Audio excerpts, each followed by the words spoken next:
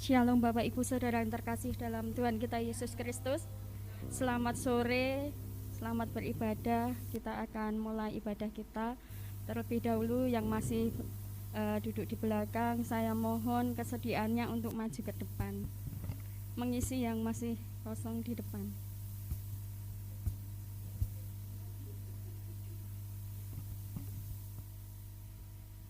Kita akan mulai ibadah kita pada sore hari ini. Kita akan datang kepada Tuhan terlebih dahulu. Tuhan Yesus Allah Bapa kami yang baik, kami sungguh bersyukur ya Tuhan buat kasih setia Tuhan di dalam kehidupan kami. Kami bersyukur ya Tuhan pada sore hari ini ya Tuhan. Tuhan telah kumpulkan kami di tempat ini ya Tuhan, untuk kami boleh beribadah kepadamu ya Tuhan, untuk kami boleh memuji menyembah Engkau ya Yesus. Terima kasih ya Tuhan, inilah suatu kerinduan kami ya Tuhan untuk senantiasa memuji memuliakan nama-Mu. Biarlah Tuhan mengurapi setiap pujian kami, setiap penyembahan kami ya Tuhan. Biarlah boleh mempermuliakan nama-Mu ya Tuhan. Tuhan Yesus berkati saudara-saudara kami yang belum hadir ya Tuhan. Biarlah Tuhan menolong, memberkati, menjamah hati mereka ya Tuhan, supaya mereka juga rindu ya Tuhan untuk beribadah kepadamu. Hanya di dalam satu nama Tuhan kami Yesus Kristus kami awali ibadah sore hari ini. Haleluya, amin. Kita akan pujikan sejauh timur dari kita.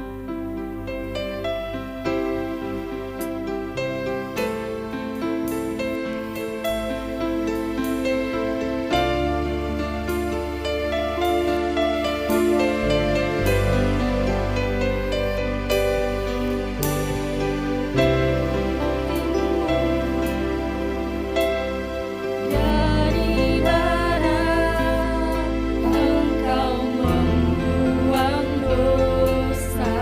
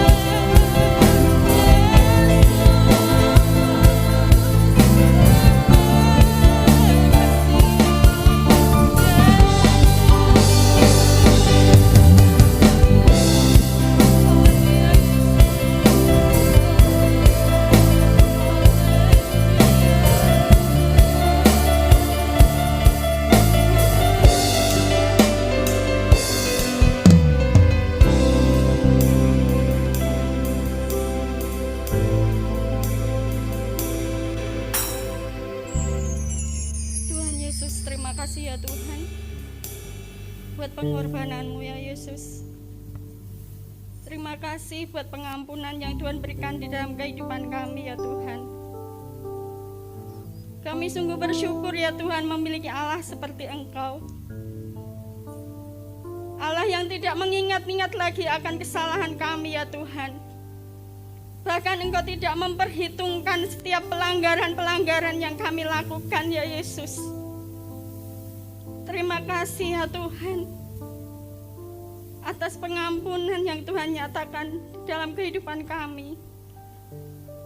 Kami adalah orang-orang pendosa ya Tuhan, tetapi Engkau mengasihi kami ya Yesus. Engkau rela ya Tuhan menggantikan kami ya Tuhan, sehingga kami boleh menjadi ciptaan baru ya Yesus, sehingga kami boleh memperoleh harapan yang baru. Terima kasih ya Tuhan, bahkan kami boleh memperoleh keselamatan yang baru ya Yesus. Terima kasih Tuhan, terima kasih. Terima kasih ya Yesus. Sore hari ini ya Tuhan, kami mau memuji menyembah-Mu ya Tuhan. Biarlah Tuhan berkenan hadir di tempat ini, berkenan hadir di setiap kami semuanya ya Tuhan, supaya kami boleh memuji memuliakan nama-Mu. Urapi kami semuanya ya Tuhan. Terima kasih ya Yesus, terima kasih. Hanya di dalam satu nama Tuhan kami Yesus Kristus, ibadah kami ini kami serahkan ke dalam tangan kuasa-Mu. Kami percaya ya Tuhan, ini bukan rutinitas saja ya Tuhan, tetapi kami rindu ya Tuhan untuk memuji memuliakan nama-Mu. Kau memberkati setiap kami ya Tuhan. Biarlah ibadah ini bukan ibadah yang biasa ya Tuhan, tetapi Engkau hadir di tempat ini ya Tuhan. Engkau hadir di ibadah kami, sehingga kami semuanya ya Tuhan boleh memperoleh kekuatan baru. Kami semua boleh memperoleh berkat-berkat yang baru yang daripada Tuhan. Hanya di dalam satu nama Tuhan kami Yesus Kristus, kami mulai ibadah kami pada sore hari ini. Haleluya, amin. Shalom Bapak Ibu Saudara. Kita yang dahulu pendosa ya, sekarang kita sudah ditebus oleh Tuhan, oleh darah anak domba. Kita akan pujikan pujian ini. Saya undang Bapak Ibu Saudara untuk bangkit berdiri. Biarlah kita pujikan pujian ini.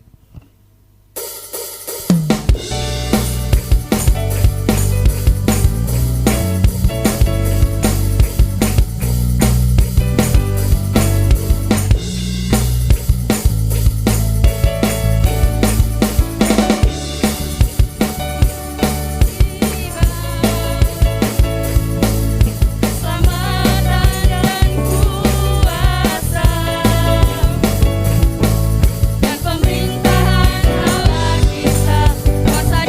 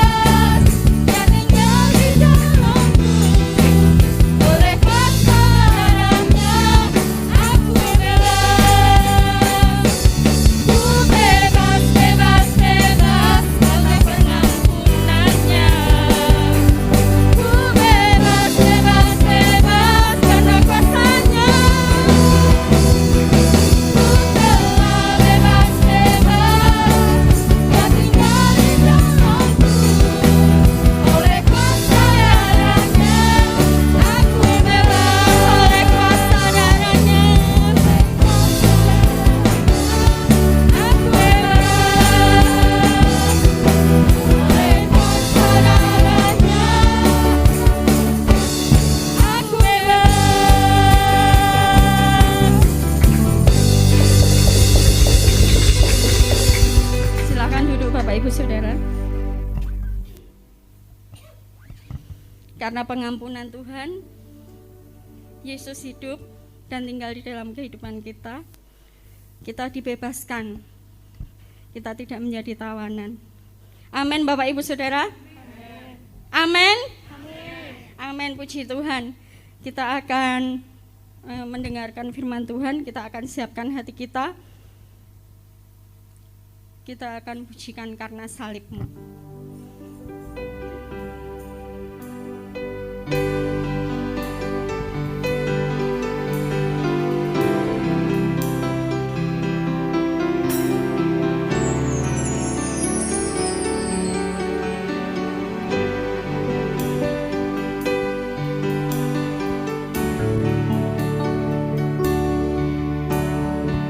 Hanya Kau Tuhan di hidupku.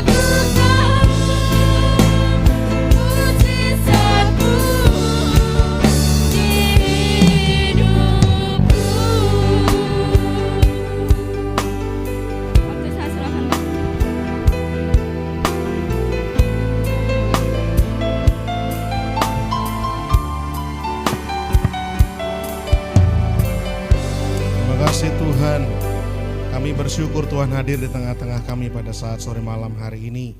Kami percaya Bapa, kehadiran kami di tempat ini berkenan dan menyenangkan hatinya Tuhan. Biarlah setiap nyanyian kami, pujian penyembahan kami berkenan di hati Tuhan. Hati Tuhan disukakan dan menjadi berkat untuk setiap kami jemaat. Nama Tuhan diagungkan, dimuliakan. Sebentar kami akan duduk diam mendengar firman Tuhan. Kami buka hati kami, telinga kami lebar-lebar, berbicaralah Tuhan, bersabdalah atas kami siap mendengar.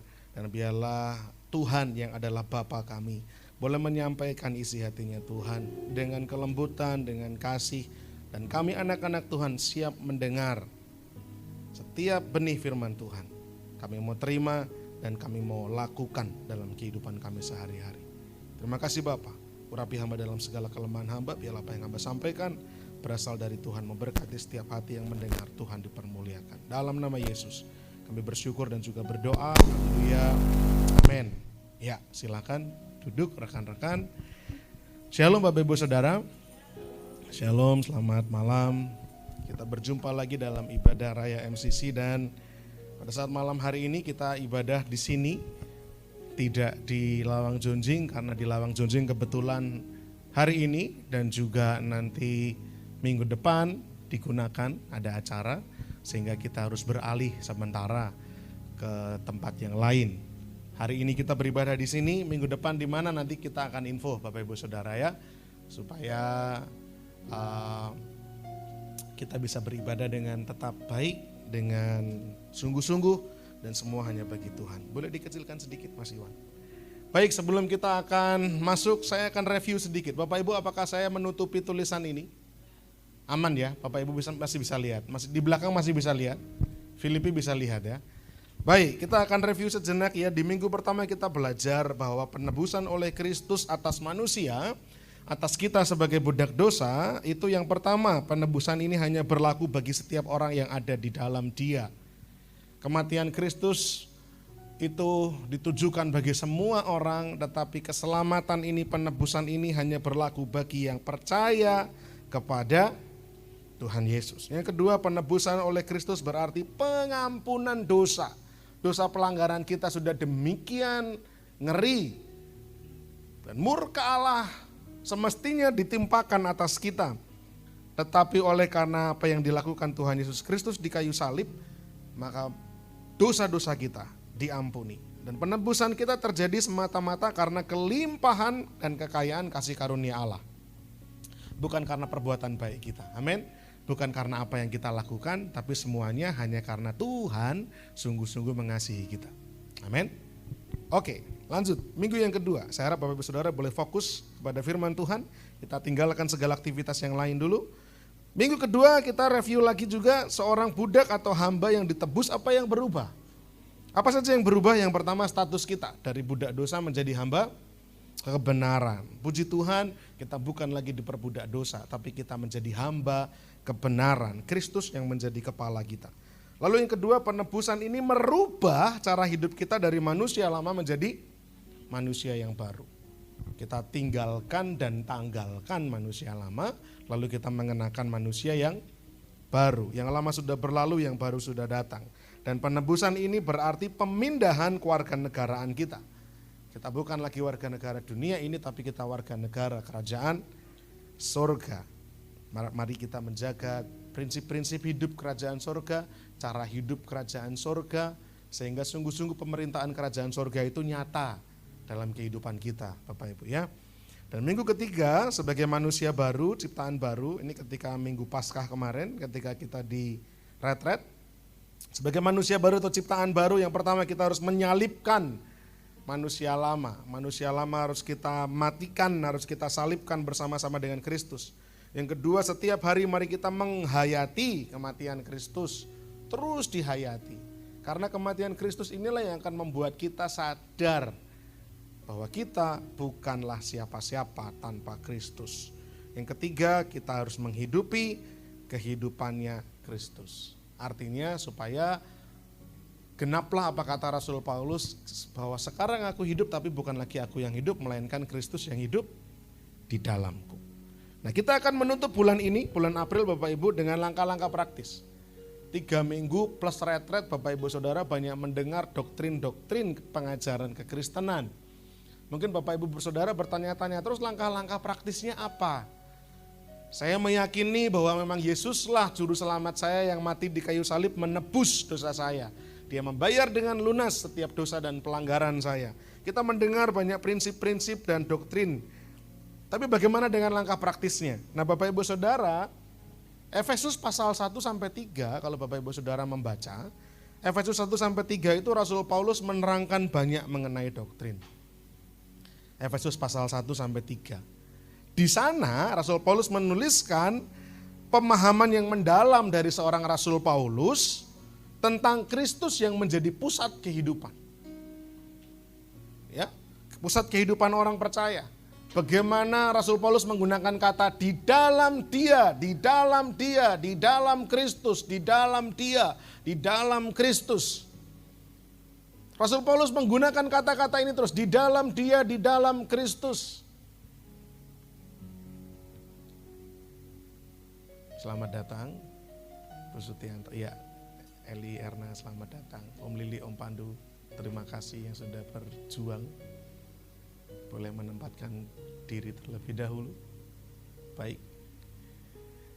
Pasal 1-3 di surat Efesus, Rasul Paulus itu belajar menyampaikan dengan jelas bagaimana Kristus harus menjadi pusat kehidupan orang percaya.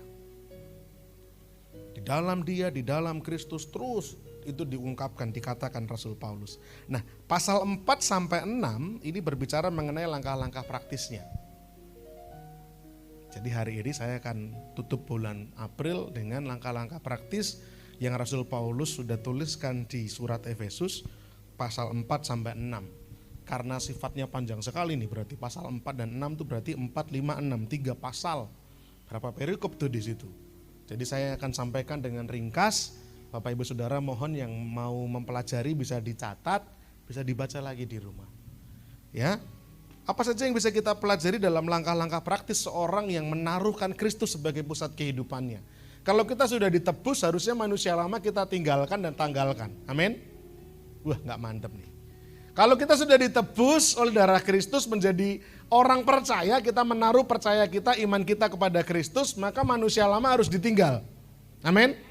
Gak boleh lagi dipakai Bapak Ibu. Nah, kita harus menghidupi manusia yang baru. Nah, seperti apa langkah-langkah hidup, langkah-langkah praktisnya manusia baru? Yang pertama, kesatuan tubuh Kristus. Ini Rasul Paulus pasal 4 mulai dengan masalah jemaat. Sebagai orang yang sudah diselamatkan, tentunya Bapak Ibu Saudara, baik adanya kalau kita ini bergabung dalam sebuah jemaat. Kita harus bergabung dalam sebuah komunitas. Bapak Ibu Saudara gak bisa berkata, saya udah percaya kepada Yesus gak apa-apa. Yang penting saya di rumah baca Alkitab sendiri, saya dengar khotbah di YouTube, saya baca renungan harian, gak usah gereja-gerejaan. Bisa sih, bisa. Tapi Bapak Ibu Saudara akan kehilangan kesempatan untuk bertumbuh dengan sehat. Saya ulangi sekali lagi. Bisa Bapak Ibu menjadi orang Kristen yang eksklusif. Di rumah sendiri, gak berbaur, gak bergereja, gak berkomunitas. Bisa. Tapi Bapak Ibu Saudara akan kehilangan kesempatan untuk mengalami pertumbuhan rohani yang sehat, yang maksimal. Nah, Rasul Paulus paham sebagai orang yang sudah diselamatkan tentunya perlu bergabung dalam komunitas. Bapak Ibu Saudara ada di dalam MCC, Metanoia Connect Community. Ketika retret kemarin kita sudah belajar apa itu visi misinya, apa itu nilai-nilai utamanya MCC. Tergabung dalam komunitas ini. Nah, dalam sebuah komunitas tentunya nanti akan terjadi gesekan. Tentunya akan terjadi perbedaan pendapat. Wong orangnya banyak. Ya, misalkan ibadah di Lawang Jonjing tidak memungkinkan karena tempat dipakai. Harus pindah ke tempat ini. Ketika pengurus dan saya memilih untuk pindah ke tempat ini, belum tentu jemaat semua 100% setuju. Satu, jauh sekali. Dibandingkan Lawang Jonjing, Nusukan, Kadipiro dan sekitarnya lebih dekat. Hotel harus lewat flyover, ya kan? Bapak Ibu Saudara kan pasti lewat flyover kan ke sini. Entah flyover Manahan, entah flyover Purwosari, pasti lewat flyover. Ya kan? Jauh rasa-rasanya. Tapi mau tidak mau, harus mau. Nanti timbul adanya gesekan. Ya, retret kemarin. Ada yang bilang, wah cuma 2 hari 1 malam, kurang panjang. Besok retret 3 hari 2 malam. 2 hari 1 malam aja suara saya habis Bapak Ibu Saudara. Apalagi 3 hari 2 malam. Ya. 2 hari 1 malam aja, itu Mas Gilang dengerin sesi sudah gini-gini. 3 hari 2 malam apa enggak geblak nanti. Mas Pandu kalau enggak ditangkap sama Mas Dani, mungkin sudah terjungkal ke belakang. Itu 2 hari 1 malam, Bapak Ibu Saudara minta 3 hari 2 malam. Gak apa-apa, saya tampung. Siapa tahu tahun depan kita bisa retret 3 hari 2 malam. Siapa tahu, lo amin gitu. Dengan catatan kita jauh-jauh hari persiapan sehingga ada pembicara-pembicara tambahan sehingga gak borongan. Ya kan kemarin kan karena kita waktunya mendesak, pembicara di luar pasti kan kalau Jumat Agung dan Minggu Paskah pasti sudah penuh jadwal. Ya. Perbedaan pendapat, Rasul Paulus paham betul. Sebagai orang percaya terjun dalam komunitas pasti ada gesekan. Kita buka Alkitab kita dalam Efesus pasal 4 ayat 16. Efesus 4 ayat 16 mengatakan demikian, daripadanya lah seluruh tubuh yang rapi tersusun dan diikat menjadi satu oleh pelayanan semua bagiannya sesuai dengan kadar pekerjaan tiap-tiap anggota menerima pertumbuhannya dan membangun dirinya dalam kasih. Nah, sebagai jemaat Kristus kita diingatkan. Langkah pertama ketika kita sudah jadi manusia baru, mari kita fokus dalam kehidupan berjemaat. Ngapain? Yang pertama, rendah hati dan saling membantu. Efesus 4 ayat 1 sampai 2. Dalam sebuah komunitas rohani, mari kita melatih kerendahan hati dan saling membantu. Tadi pagi teman-teman yang membantu melayani Paskahana sangat solid, luar biasa kerjanya, walaupun panasnya juga luar biasa. Panas sekali. Belum lagi Prada dan Andreas pakai baju badut Bapak Ibu. Itu melekap Bapak Ibu. Kami yang gak pakai baju badut aja itu panasnya bukan main. Prada dan Andreas pakai baju badut. Ya, wah itu pasti sauna. Tapi tadi bahwa semua melayani bagiannya masing-masing sesuai dengan tiap-tiap bagian pekerjaan. Dengan kerendahan hati. Itu dilakukan, ada jiwa saling membantu. Saya nggak akan buka ayatnya Bapak Ibu, catat saja ya, karena panjang sekali nanti. Lalu juga ada kesatuan hati, jiwa, dan roh. Menyatu. Dalam komunitas harus mulai bersatu. Segala perbedaan, yuk kita lebur. Kata orang-orang itu, adalah bijak ketika masalah besar dikecilkan, masalah kecil dihilangkan. Jangan kebalik, nggak ada masalah diada-adain masalah kecil dibesar-besar. Wah kan nggak usah pindah ke Haris, kejauhan. Lah gimana? Apa kita mau nutup jalan, pasang deklet? Kan tidak bisa seperti itu. Harus ada upaya. Karena saya dikabari hari Jumat Bapak Ibu Saudara. Jadi mohon maaf harus segera bertindak. Ketika pindah ke sini pun pasti pertimbangannya juga banyak. Saya udah survei dengan Mas Johan, mana Mas Johan? Oh lagi nemeni Gabriel ya. Saya udah survei dengan Mas Johan beberapa tempat. Tapi ya terlalu mendesak. Untung aja di sini masih bisa dipakai. Ya. Yang ketiga, sebagai jemaat Kristus kita juga harus saling melengkapi dalam karunia. Saling melengkapi. Saya mungkin bisanya seperti ini. Menyampaikan apa yang saya renungkan, saya dapatkan, saya siapkan, saya masak dengan sedemikian rupa dan saya suguhkan kepada Bapak Ibu Saudara. Dengan harapan Bapak Ibu Saudara makin bertumbuh dalam pengertian akan firman. Pak Andreas dengan kemampuan multimedianya. Ya, Mas Iwan membantu kami dalam hal sound system juga dengan Mas Satrio dan seterusnya. Marta, Fani menari. Bapak Ibu bisa membayangkan kalau saya yang menari? Bisa sih, tapi kan estetikanya itu loh ya, bahasa kerennya. Apakah cukup menari untuk dilihat? Loh, Ongki sudah membayangkan. Bayangkan kalau duo saya dan Ongki yang menari. Satu tempatnya penuh, ya kan? Dan itu bukan bagian kami. Nah, tadi ketika saya sambil buka lagi, saya diingatkan. Tadi ketika pimpin pujian, Bu Lulu dibantu 2 singer dan juga pemain musik. Hal-hal seperti itu wajar terjadi Bapak Ibu. Sudah berlatih, tapi ketika eksekusi kadang-kadang ada lupa. Kadang-kadang ada, karena mungkin panik juga, pemain musik juga, koordinasi juga dengan leader, dengan singer. Hal seperti itu wajar. Bapak Ibu dengan saya tepuk tangan sambil menunggu, ya kita wajar. Sambil tebak-tebakan lagunya apa ini, gitu kan. Itu wajar terjadi. Tapi kalau kita ngecek di sini tadi, jangan sampai ada dalam pikiran jemaat, wah yang main musik ora fokus, gitu kan. Kurang koordinasi, ayo rendah hati, saling membantu. Ketika mendengar kita tahu lagunya ini, ya sudah berusahalah berteriak membantu BL dan singernya untuk mengingat lagunya. Nah permasalahannya tadi saya juga nggak tahu lagunya di depan. Saya baru dengar lagu yang apa tadi bebas-bebas itu baru. Apa itu lagu baru mungkin atau saya yang nggak pernah dengar lagu itu gitu. Saya udah berusaha dengar. Tapi kita sebagai jemaat, mari kita dengan kerendahan hati saling membantu. Lalu kesatuan hati, jiwa dan roh. Pemain musik yang di sini sudah tahu ada problem nih, ya kan? Bapak bisa bayangkan kalau tiba-tiba Pak Diki di depan sini sudah berusaha masuk, yang lain mungkin belum masuk atau WL belum masuk, tiba-tiba Pak Diki tendang keyboardnya dan keluar. Kok orang melebu-melebu gitu. Gak bisa seperti itu. Atau Bu Lulu misalkan tiba-tiba mic-nya dibanting, singer kok gak masuk-masuk gitu. Ini kita gak ibadah jadinya. Kita perang. Jadi saya waktu di situ menyiapkan, wah ya Tuhan siapkan tepat sekali. Ada ilustrasi yang bisa disampaikan. Dan saling melengkapi dalam karunia. Penari tetap bisa menari, pemain musik bisa main musik. WL singer sambil terus fokus, lagunya harus segera masuk. Dan jemaat tidak ada yang menertawakan. Ini adalah bentuk bahwa kita sebagai jemaat harus saling mendukung, harus saling membantu. Bapak Ibu pikir mudah di sini mimpin pujian dan main musik? Gak mudah Bapak Ibu.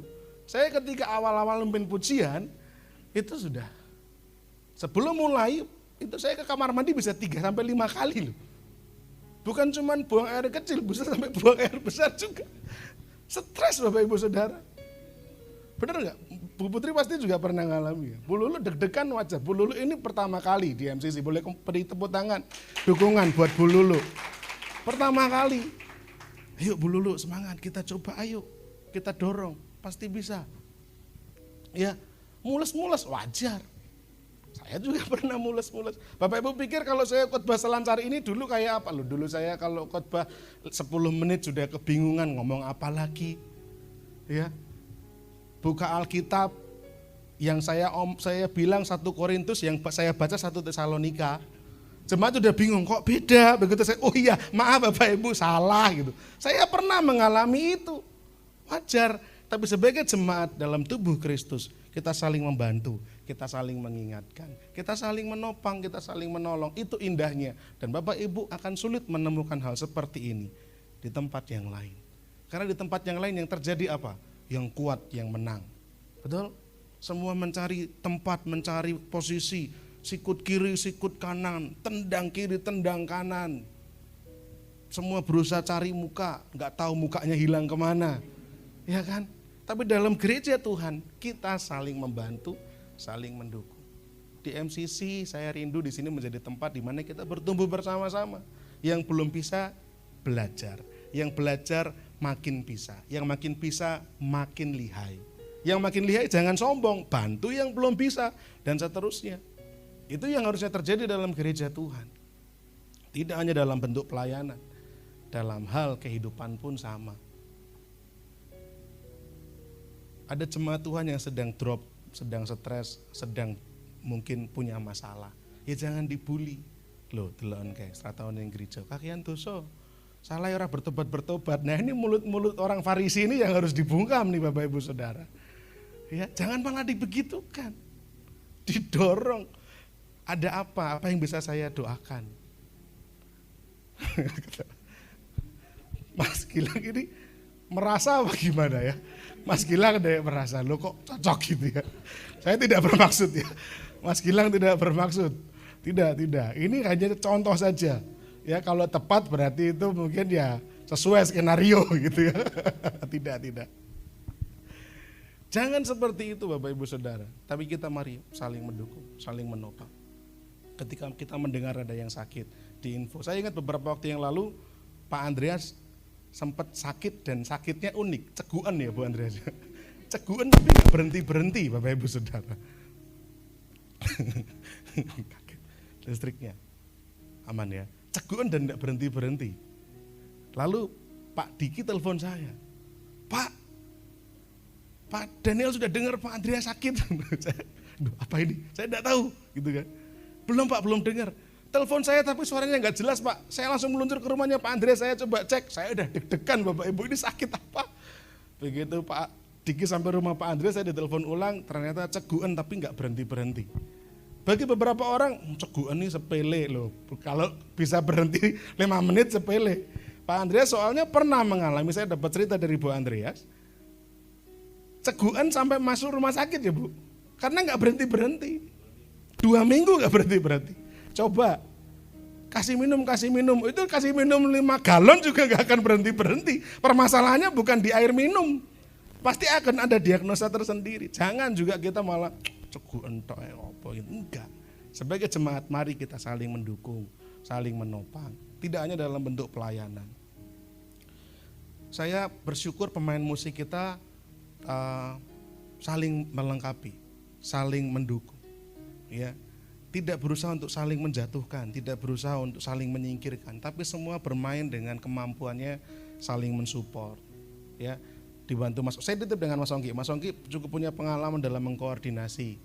Tolong didampingi. Saya titip kepada Pak Diki. Pak Diki sebagai yang senior tolong dimong. Ya, ini yang terjadi dalam jemaat Tuhan. Saling mendukung, saling ngayomi, saling melengkapi.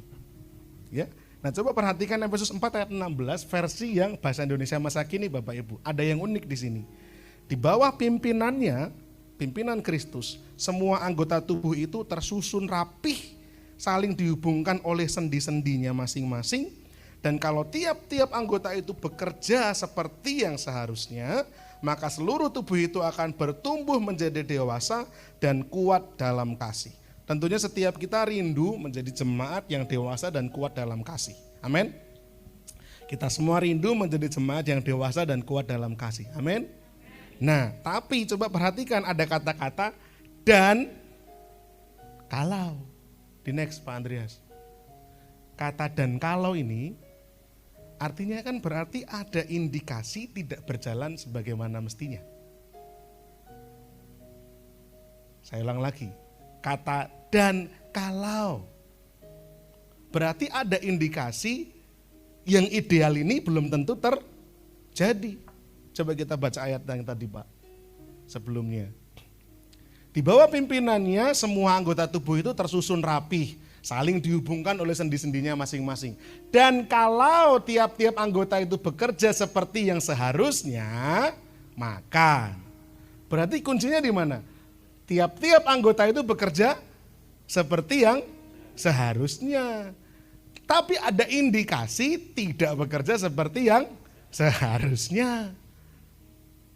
Semua di tempat ini mendapat kesempatan yang sama untuk belajar melayani. Tapi Bapak Ibu Saudara pasti akan menemukan di ladang mana Bapak Ibu akan menjadi optimal.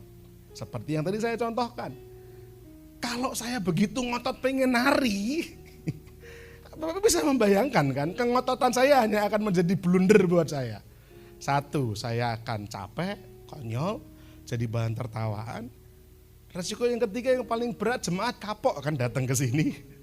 Jemaat akan mikir musiknya sih oke ya, firmannya juga saya diberkati, cuma 1, saya risih sama penarinya gitu kan, karena yang nari saya gitu loh. Bisa nangkep maksud saya Bapak Ibu, posisi saya bukan di penari, bukan.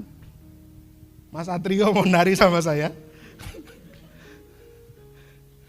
Buat kita mungkin lucu loh, tapi buat teman-teman penari ini kok mereka ya fasih-fasih saja gitu, apa namanya, luwes-luwes saja gitu. Dan mereka melakukan itu dengan sukacita, dengan sepenuh hati. Bahkan Bu Dina sempat ngomong, bilang sama istri saya, aku masih boleh nari nggak? Boleh, silakan Bu Dina kalau mau nari nggak apa-apa, asal bukan saya yang nari. Itu saja. Jadi sesuai dengan tiap-tiap bagiannya. Mas Pandu perlengkapan, jemput, mengkoordinasi, Mas Ongki di tim musik, Mas Satrio, Pak Diki di tim musik, tim sekolah minggu juga bekerja solid tadi pagi. Itu semua bisa terjadi karena melakukan bekerja yang seharusnya. Nah, poin yang pertama, ketika kita sudah ditebus sama Tuhan, kita menjadi manusia baru, mari kita terjun dalam sebuah jemaat dan kita upayakan kesatuan jemaat ini terjadi. Sebagai jemaat, mari kita bersatu. Kalau dibahas satu-satu panjang nanti Bapak Ibu. Yang kedua, kehidupan yang baru. Yang pertama sebagai jemaat. Yang kedua, kehidupannya harus baru. Efesus 4 ayat 21 sampai 24. Karena kamu telah mendengar tentang Dia dan menerima pengajaran di dalam Dia menurut kebenaran yang nyata dalam Yesus, yaitu bahwa kamu berhubung dengan kehidupan kamu yang dahulu harus menanggalkan manusia lama yang menemui kebinasaannya oleh nafsunya yang menyesatkan, supaya kamu dibaharui di dalam roh dan pikiranmu dan mengenakan manusia baru yang telah diciptakan menurut kehendak Allah di dalam kebenaran dan kekudusan yang sesungguhnya. Nah, kehidupan yang baru ini kita menjadi murid. Bukan sekedar ikut, tapi menjadi murid. Kenapa saya katakan murid?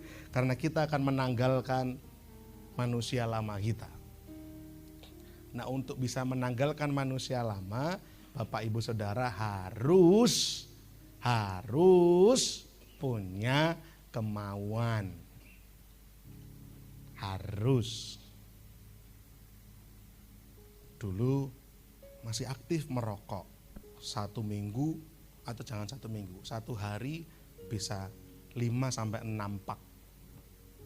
Ada orang-orang yang memang sudah edik, sudah sudah ketagihan dengan rokok, sehingga 1 hari harus 5 bungkus, 6 bungkus. Tapi ketika sudah mulai sadar, oh saya harus mengurangi nih. 1, itu mengganggu kesehatan saya. Yang kedua, tubuh saya bait Allah. Saya harus menjaga tubuh saya untuk saya menyembah Tuhan dan melayani Tuhan tetap dalam keadaan baik dan sehat. Dikurangi, mungkin turun jadi 3 pak, turun jadi 2 pak, turun jadi 1 pak, turun lagi sampai akhirnya bisa berhenti sama sekali. Tapi butuh niat dan kemauan. Itu baru tentang rokok misalnya. Belum dari tentang hal-hal yang lain. Manusia-manusia lama yang ngomong sembrono, berkata kasar, ceplas-ceplos, nyakitin orang. Mulai kita kendalikan, mulai kita rem. Dan keputusan itu hanya bisa kita lakukan kalau kita punya niat. Kalau enggak, ya pasti akan kepleset lagi. Enggak sungguh-sungguh.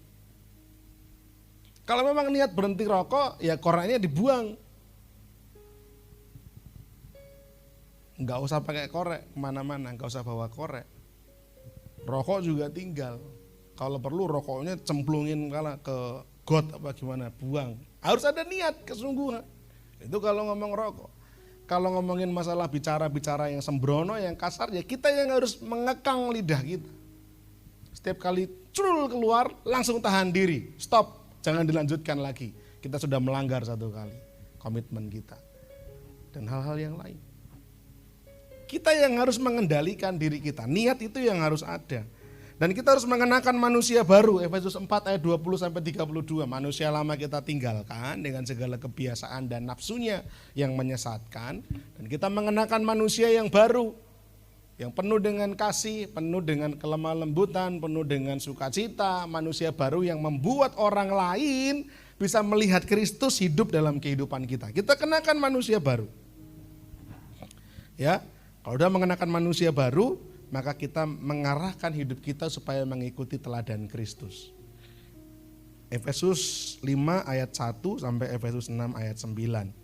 Nah, dalam mengikuti teladan Kristus ini di Efesus, Bapak Ibu nanti akan menemukan ada beberapa bagian. Yang pertama dalam pergaulan, jaga pergaulan kita. Jadi langkah-langkah praktis yang Rasul Paulus tuliskan di kitab Efesus itu komplit sebenarnya. Ketika sudah jadi manusia baru, ikutilah teladan Kristus. Dalam pergaulan harus gimana? Diterangkan di sana. Bapak Ibu Saudara, kita masih bisa berteman dengan siapapun, tapi kita tidak terseret untuk mengikuti kebiasaan buruknya yang menyesatkan. Pergaulan kita harus kita jaga. Harus ada Kristus di sana. Selain pergaulan juga dalam rumah tangga. Nanti Bapak Ibu Saudara akan temukan dalam Efesus itu bagaimana suami kepada istri, bagaimana istri kepada suami, bagaimana anak-anak kepada orang tua, bagaimana orang tua kepada anak-anak, diatur semuanya di Efesus. Rasul Paulus tuliskan di situ ayat yang ke Efesus 5 ayat 22 sampai Efesus 6 ayat 4. Itu berbicara mengenai teladan Kristus dalam rumah tangga, diatur. Apa yang bisa terjadi kalau misalkan kita melakukan firman Tuhan, menjalankan teladan Kristus di dalam rumah tangga. Saya nggak akan bahas detail Bapak Ibu karena panjang sekali ini. Tapi Bapak Ibu boleh catat nih. Dan yang terakhir teladan Kristus dalam pekerjaan, Efesus 6 ayat 5 sampai 9 dikatakan hamba-hamba taatilah Tuhanmu, ya, bekerjalah dengan sungguh-sungguh, segala dituliskan di sana, diterangkan di sana. Sebagai seorang hamba bagaimana sikap kita kepada Tuhan dalam pekerjaan. Dan itu dituliskan, dijabarkan. Nah, sehingga ketika kita masuk dalam kehidupan yang baru, manusia lama kita tinggal, kita mengenakan manusia baru. Tidak cukup hanya mengenakan manusia baru, tapi kita harus mengikuti teladan Kristus. Kenapa saya pisahkan antara mengenakan manusia baru dan mengikuti teladan Kristus? Seperti yang Rasul Paulus memang jabarkan. Kalau kita hanya menanggalkan manusia lama dan hanya mengenakan manusia baru, kalau kita tidak menjadikan Kristus sebagai teladan, Bapak Ibu hanya menjadi orang baik pada umumnya. Orang-orang di dunia kan juga seperti itu kan. Kebaikan di dunia kan mirip-mirip ya standarnya. Jangan membunuh, jangan memfitnah, jangan mencuri, jangan berkata-kata kotor, jangan hidup sembrono. Dunia juga ngatur itu, ada norma-norma. Itu manusia baru boleh mengenakan manusia baru dengan sikap-sikap hidup seperti itu. Tapi tidak cukup, harus Kristus yang dijadikan teladan. Harus Kristus yang memimpin Bapak Ibu Saudara dalam kehidupan sehari-hari. Bukan upaya kita untuk menjadi manusia yang baik, bukan. Tapi menjadi manusia yang menyenangkan hatinya Tuhan. Kalau kita jadi baik tapi kebaikan kita ternyata menyakiti hati Tuhan, nolong orang tapi nolong orang dalam kejahatan, nolong orang tapi nolong orangnya membuat dia justru malah terjebak, terjerumus dalam kejahatan, itu bukan nolong. Mungkin baik tapi kita tidak mengikuti teladan Kristus. Makanya meninggalkan manusia lama, mengenakan manusia baru, dan menjadikan Kristus sebagai teladan. Baik di dalam pergaulan, baik dalam keluarga, maupun dalam pekerjaan. Kita buka Efesus 4 ayat 17, 19, 20 versi firman Allah yang hidup. Saya bacakan Bapak Ibu Saudara, perhatikan. Karena itu izinkan saya mengatakan hal ini demi Tuhan. Janganlah hidup seperti orang yang sesat, sebab mata mereka dibutakan dan pikiran mereka dikacaukan. Hati mereka tertutup dan sama sekali gelap. Mereka jauh dari kehidupan Allah karena telah menutup hati terhadap Dia dan tidak memahami jalannya. Next. Mereka tidak lagi menghiraukan mana yang benar dan mana yang salah, dan mereka telah menyerahkan diri kepada jalan yang cemar.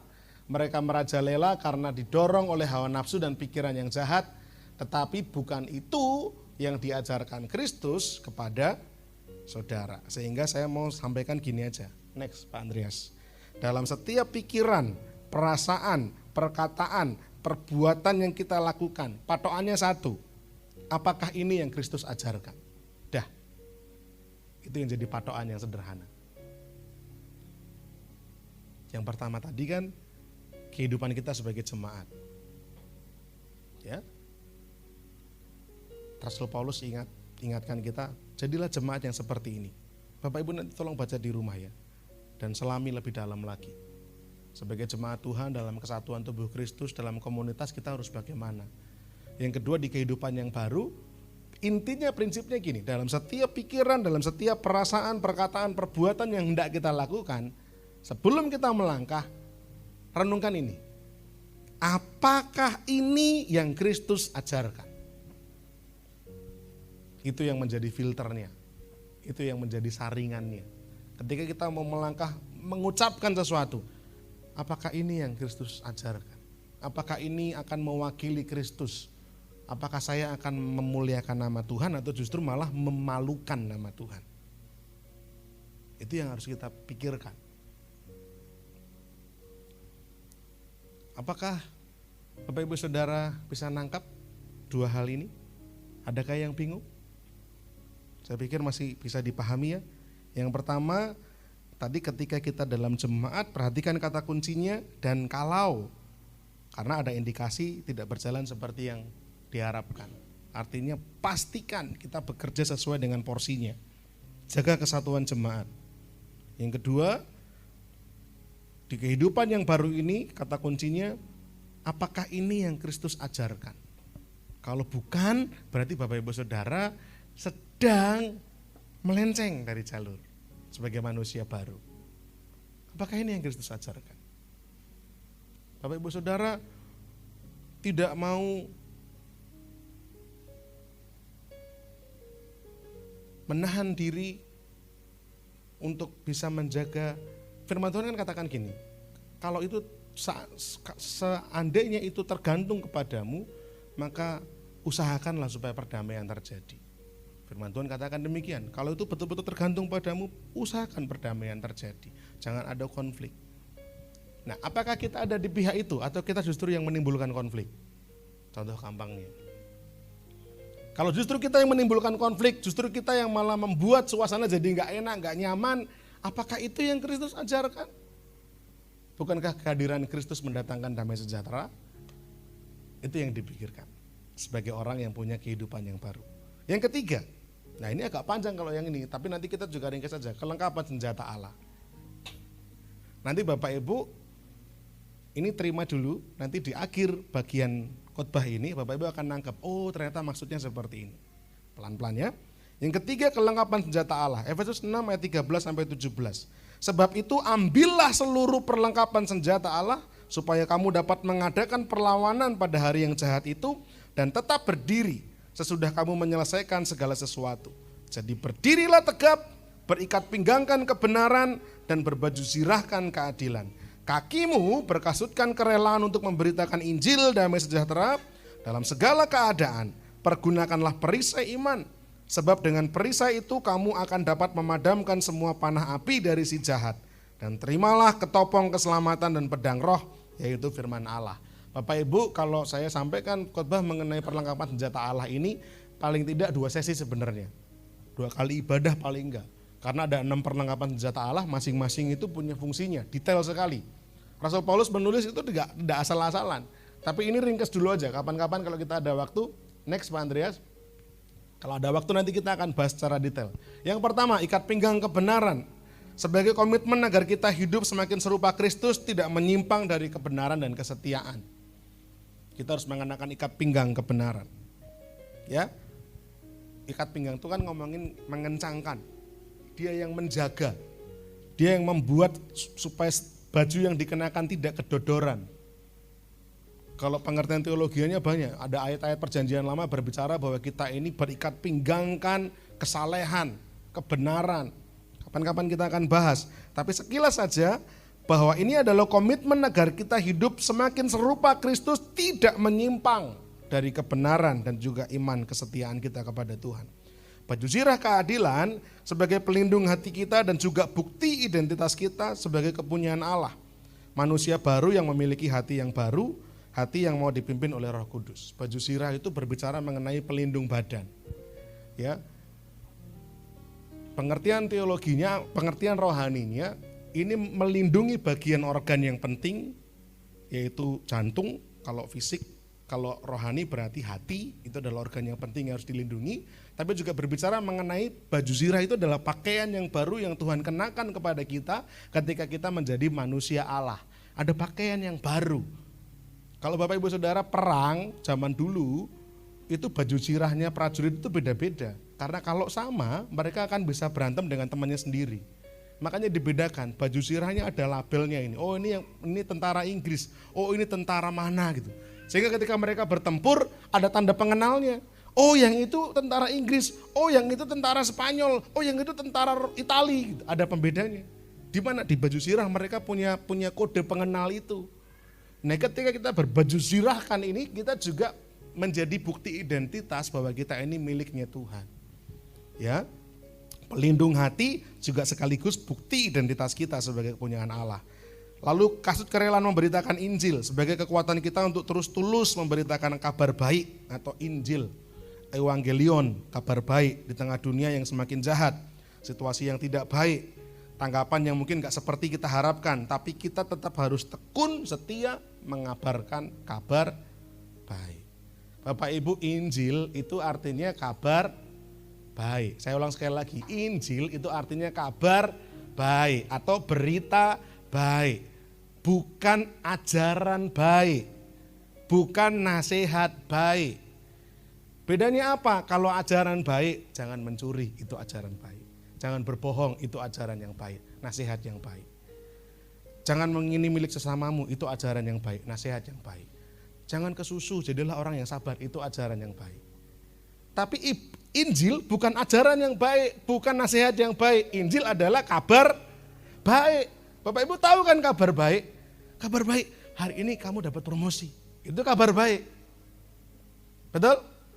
Hari ini kamu naik gaji, kabar baik kan? Kabar baik. Hari ini jualan saya diborong, kabar baik? Kabar baik. Kabar baik adalah fakta. Sementara kalau ajaran, nasihat, itu kita harus melakukan terlebih dahulu. Nah, kenapa Injil dikatakan sebagai kabar baik? Kenapa? Karena lewat Injil, lewat apa yang Kristus lakukan, itu semuanya sudah fakta yang terpampang jelas bahwa Bapak Ibu Saudara diselamatkan karena anugerah. Itu kabar baik. Anggaplah Bapak Ibu semua ini orang berdosa dan memang orang berdosa. Semua 50-50-nya ini adalah langsung tiket langsung menuju neraka. Kalau saya datang dan bilang seperti ini, Bapak Ibu kalau nggak mau masuk neraka, jadilah orang baik, sabar, tekun, rajin ke gereja. Ini nasihat yang baik. Ajaran yang baik. Bapak Ibu harus terus tetap melakukannya supaya masuk ke surga. Oke, tapi kalau kabar baik, saya akan datang dan berkata, Bapak Ibu gak usah takut, percaya Yesus, gak ada satupun yang masuk neraka.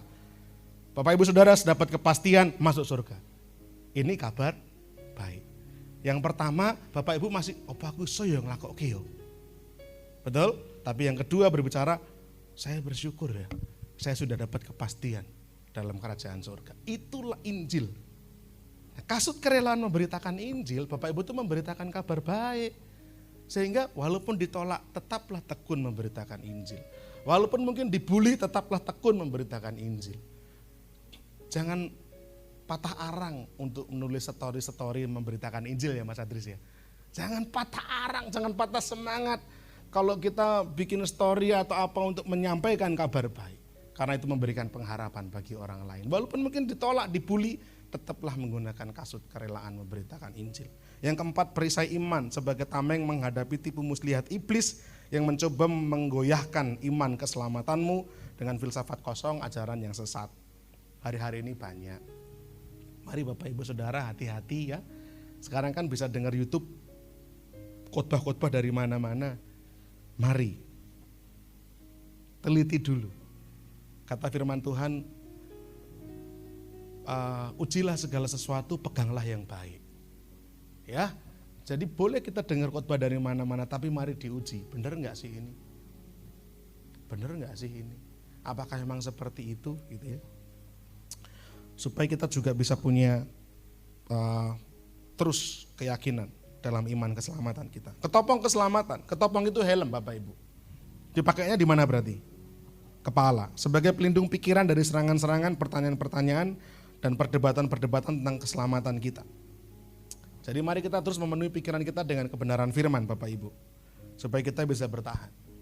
Yang diserang berarti kan kepala. Kepala itu ngomongin pikiran. Kalau tiap hari Bapak Ibu dihujami terus pertanyaan-pertanyaan, Kristen itu bukan agama yang menyelamatkan.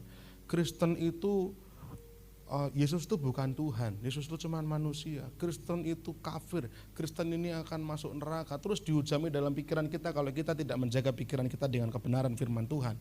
Hati-hati, kita bisa terjebak, bahkan kita bisa jatuh, meninggalkan Tuhan. Yang terakhir, pedang roh sebagai senjata untuk menyerang balik saat lawan menyerang kita. Cintailah firman, ingat, lakukan, maka kita akan menang dalam pertempuran ini. Nah, segala perlengkapan ini Bapak Ibu Saudara, next Pak Andreas minta tolong. Segala perlengkapan senjata Allah ini kita gunakan agar kita memperoleh keberanian dan kekuatan untuk berbicara, memberitakan Injil.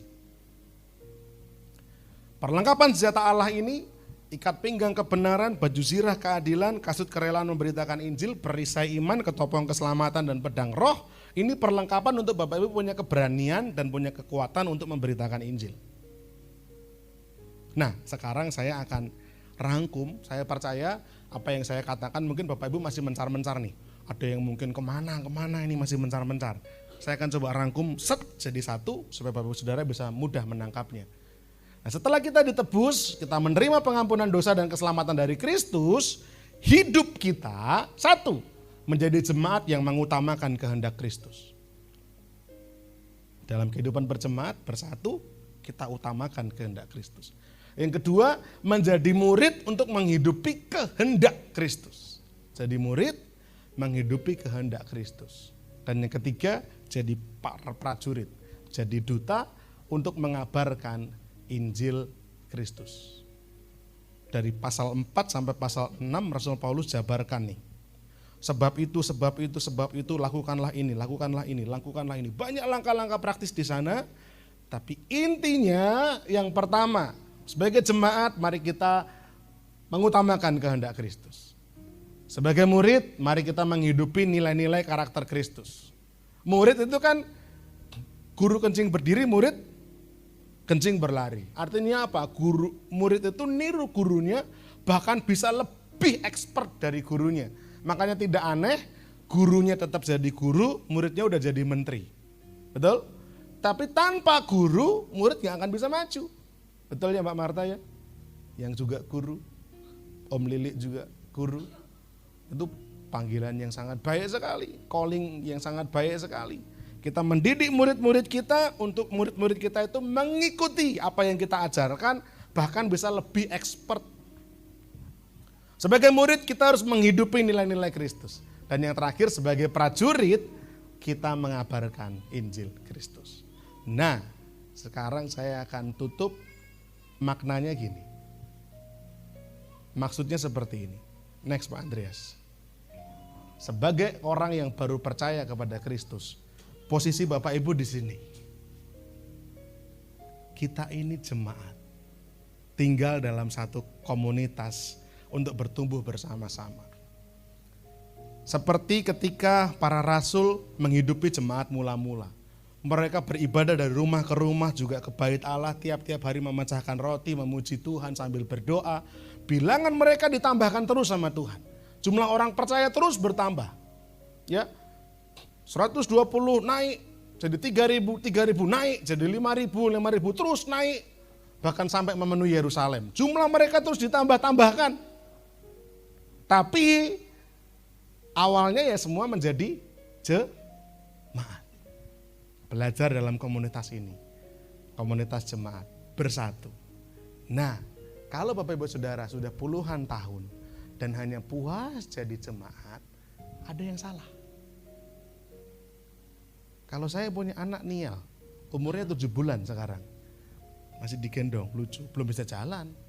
Ngomong pun baru bisa papa, opa, gitu aja, ma. Baru celoteh-celoteh. Tapi imut, lucu, nyenengke. Bener gak Onggi? Nyenengke, lucu. Nanti jalan 2 tahun, badannya tetap segitu. Tetap ngomongnya apa, ema. Masih nyenengke? Budina? Punya anak umur 2 tahun, masih seperti itu, belum bisa jalan. Tingginya segitu-segitu aja. Masih tetap, wah lucu ya gitu. Kalau seperti itu berarti orang tuanya ada yang salah nih. Umur 5 tahun masih segitu juga. Papa, ma, belum bisa jalan juga. Masih lucu. Umur 17 tahun masih seperti itu, digendong sama komaknya gitu. Apa oma? Umurnya berapa bulan? 17 tahun gitu. Berarti ada yang salah. Nah Bapak Ibu Saudara, hari ini ada nggak yang salah nih? Sudah berapa tahun Bapak Ibu ikut Tuhan? Kalau hanya berhenti di sini, jadi jemaat yang fokusnya melakukan kehendak Tuhan. Tidak salah sebenarnya menjadi jemaat yang terus melakukan kehendak Tuhan dan terus bersatu untuk bertumbuh. Tidak salah, tapi jangan puas hanya terus jadi jemaat. Bapak Ibu Saudara harus memberanikan diri, menyerahkan diri jadi murid. Murid itu digembleng. Ada anak-anak kecil yang tiap sore main sepak bola di jalan dekat rumah saya. Mereka main bola, wah seru gitu kan. Tiap hari saya lihat main bola. Mau pandemi mereka tetap aja main bola. Sore menjelang maghrib mereka main bola di pinggir jalan. Mereka senang main bola. Tapi mau sampai kapanpun kalau mereka nggak ikut sekolah bola, saya nggak akan pernah lihat wajah mereka di tim sepak bola manapun. Tapi kalau ada satu orang aja yang akhirnya serius menekuni masuk ke tim sepak bola, sekolah sepak bola, ikut lalu masuk ke kejuaraan ini, masuk ke kompetisi ini, lalu ikut Danone Cup yang punyanya Aqua itu, dikirim sampai ke Inggris, sampai ke Jerman, sampai ke Perancis. Tinggal tunggu waktu kapan dia akan muncul wajahnya di tim nasional.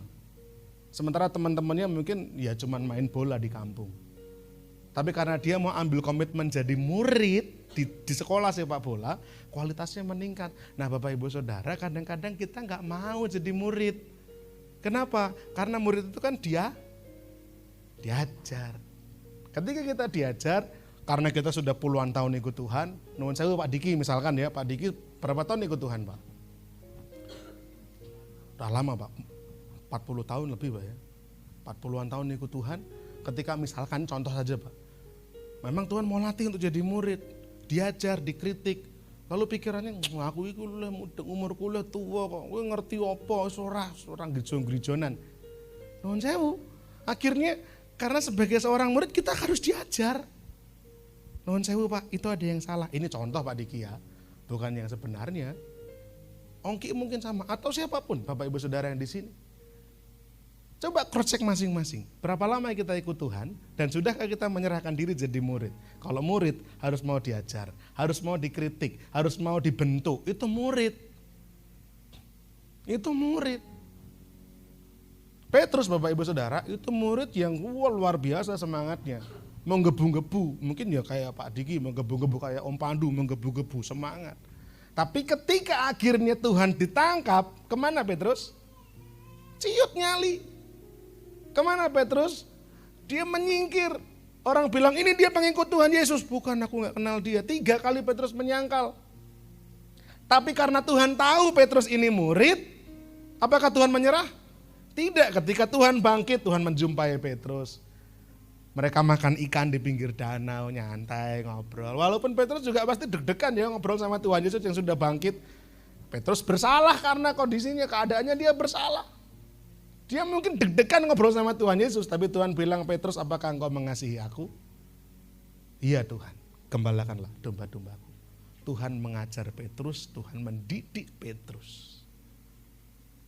Ketika terjadi kehebohan di loteng Yerusalem, ketika 120 orang murid-murid Tuhan dipenuhi Roh Kudus, siapa yang berkhotbah sehingga 3.000 orang tiba-tiba menyerahkan diri dibaptis? Si pengecut yang namanya Petrus ini. Dia murid. Jadi ketika Tuhan ajar dia, ya Petrus nurut. Bahkan ketika di akhir hidupnya Petrus mau mati disalib, dia berkata, jangan salibkan aku seperti Tuhanku, karena aku tidak pantas disalib seperti Kristusku. Salibkan aku terbalik.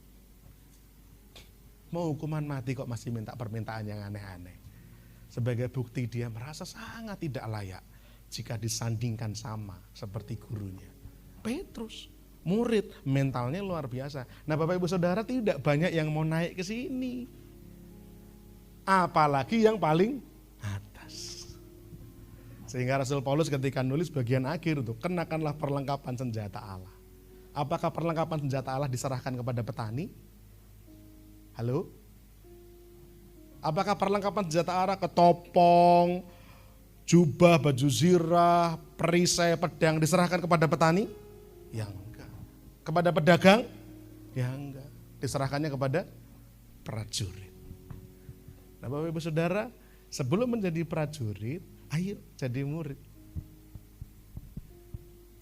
Jadi perjalanan kita masih panjang. Kita sudah ditebus, diselamatkan, yes, puji Tuhan, amin, haleluya 12 kali. Tapi tidak berhenti sampai di situ. Saya tidak mau Bapak Ibu Saudara puas di situ. Jadi jemaat, mari kita jadi jemaat yang saling bertumbuh, saling mengingatkan, saling membangun. Tapi naiklah satu step lagi, jadi murid. Bikinlah persekutuan kecil mungkin di rumah Bapak Ibu Saudara. Dengan warga-warga sekeliling. Bikin kelompok sel. Belajarlah bersama-sama di situ. Pemuritan bersama-sama di situ. Belajar firman bersama. Jadi murid. Diajar terus. Dan ketika terus diajar dan Tuhan bilang inilah waktunya. Maka Tuhan akan perlengkapi kita. Kita akan maju. Jadi prajurit. Untuk menyampaikan Injil kabar baik. Bagi orang-orang yang hanya berhenti di sini. Jadi jemaat bagus juga. Bapak Ibu jadi jemaat yang baik. Nggak neko-neko. Berusaha jadi orang yang mengutamakan kehendak Allah, itu baik. Tapi apakah Bapak Ibu Saudara mau mengakhiri hidupnya, mau akhirnya ketika dipanggil Tuhan pulang hanya seperti itu saja? Bahwa sebenarnya ada potensi besar yang Bapak Ibu Saudara bisa lakukan. Saya akan tutup dengan sebuah kisah yang sederhana. Ya, ada seorang anak petani hidup di pedesaan, jauh dari mana-mana. Tidak pernah membayangkan ada masa depan yang indah di depan sana, ya, karena kesehariannya sebagai anak seorang petani. Dia hanya melakukan apa yang menjadi kebiasaannya hari lepas hari. Tapi ketika ada dorongan untuk bisa maju lebih baik, maka dorongan itu diambil. Ketika proses hidup harus dialami, proses demi proses, membawanya kepada kedewasaan. Dan tiba pada waktu sebuah pilihan harus mengikut Tuhan atau tidak, pilihan yang diambil adalah ikut Yesus sebagai Tuhan dan Juru Selamat. Diambillah keputusannya itu. Dikerjakannya dengan sungguh-sungguh, dengan segenap hati. Dikerjakannya dengan mati-matian membela iman percayanya. Sekalipun mungkin dibully kanan kiri. Sekalipun mungkin ditolak kanan kiri. Sekalipun mungkin orang lain bilang keputusanmu salah, ikut Yesus. Itu keputusan paling salah, paling keliru, paling konyol. Tapi dipertahankan. Levelnya bukan lagi dari jemaat, tapi naik jadi murid. Diajar berkali-kali oleh Tuhan, tidak protes, tidak lari, tidak meninggalkan Tuhan, tapi makin setia, makin sungguh-sungguh. Digembleng jadi murid. Ditempa sama Tuhan jadi murid. Naik level, jadi seorang prajurit. Sekarang kehidupannya jadi dampak, jadi berkat. Ya. Saya kadang-kadang bingung mikir gimana caranya Tuhan, jalannya Tuhan. Dari seorang yang biasa-biasa saja, yang dulunya tinggal di desa yang mungkin Google Map aja nggak tahu tempatnya gitu ya. Ngetik tempatnya Google Map, maaf, saya tidak tahu gitu ya. Tempat yang betul-betul terpelosok, tapi akhirnya Tuhan bawa untuk jadi berkat bagi banyak orang. Sekarang beliau ini justru dipakai Tuhan di bidang pendidikan juga menjadi pengurus sebuah perguruan tinggi. Di bidang kesehatan juga jadi pengurus di rumah sakit. Saya bisa cerita karena itu papa saya sendiri. Ya, tapi ketika saya merenung-renungkan, waktu dulu papa saya kecil gitu, apa yang bayangke gitu loh. Akhirnya dipakai untuk melayani banyak orang. Dan akhirnya apa yang jadi karya pelayanannya dirasakan oleh orang banyak, oleh pengaruh yang makin luas, makin luas, makin luas. Ketika terakhir diminta untuk jadi pengurus di sebuah perguruan tinggi, saya sudah sempat apa yang masih kober gitu loh. Tapi keputusan itu diambilnya. Karena merasa ini kesempatan yang baik untuk bisa melayani di dunia pendidikan. Saya pikir ini kurang kerjaan sebenarnya. Tapi beliau sedang melakukan perjuangannya, mengabarkan Injil Kristus. Mungkin beliau enggak khotbah seperti saya. Sekarang kalau suruh khotbah lari. Katanya udah kamu aja yang khotbah. Mungkin karena ngelihat anaknya khotbahnya makin gak berhenti-berhenti gitu ya. Dulu saya yang awal bapak saya, sekarang bapak saya yang awal saya. Tapi dalam hal pengaruh, dalam hal dampak, saya masih harus belajar banyak dari beliau. Saya tidak sedang mengunggul-unggulkan bapak saya, tidak Bapak Ibu Saudara. Saya hanya sedang menceritakan. Kalau Bapak Ibu Saudara punya privilege itu punya keistimewaan, kenal Yesus dari lahir. bapak saya kenal Yesus baru ketika usia dewasanya. Tapi kenapa justru pengaruh dan dampak yang beliau ciptakan bisa lebih besar dari kita? Oh iya, Pak Sirun duitnya banyak. Lah emang Pak Sirun itu nyetak duit sendiri Bapak Ibu? Kan ya enggak. Semua dikerjakannya dari nol. Saya tahu sendiri. Ketika bapak saya merintis, saya pun juga membantunya. Bongkari, ngedusi apa semuanya jadi barang-barang jualan bapak saya. Saya badan belepotan dengan obat pewarna, saya lakukan itu. Beberapa waktu yang lalu saya lihat foto lama rumah kami, gudang kami kebanjiran. Saya lihat ada Widya, ada istri saya, ada Mas Iwan lagi nyentori bledok di gudang tempat penyimpanan barang-barang itu. Kami ngalami perintisan segala macamnya. Jadi bukan berarti masalah uang, bukan. Ini bukan masalah uang.